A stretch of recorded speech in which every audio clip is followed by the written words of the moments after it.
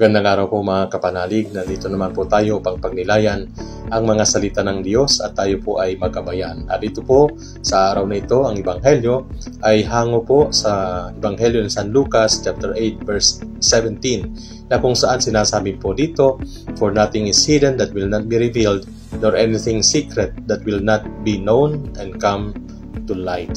At ito po ay nagpapaalala sa atin na since lahat po ng bagay ay hindi pwedeng itago, lalong-lalo po sa mata at kaalaman ng Diyos, paalala po ng ating Panginoon sa atin ay patuloy lamang po tayo na gumawa ng kabutihan kahit na ito po ay nakalantad sa mata ng tao o ito man po ay hindi nila nakikita. Dahil po ang mas mahalaga sa buhay po natin ay ang paghuhusga, ang pagkita, pagtingin ng ating Panginoon sa ating mga ginagawa. Hayaan nyo na lang po kung ano po ang sasabihin ng iba. Ang pinakamahalaga ay kung ano po ang sasabihin sa atin ng ating Panginoon. Dahil sa bandang huli, siya naman po talaga ang huhusga. Kaya para sa ating lahat, lalo na po sa pambansang pulisya, patuloy po sana tayong gumawa ng tama, mabuti at para sa kapakanan ng sambayanang Pilipino.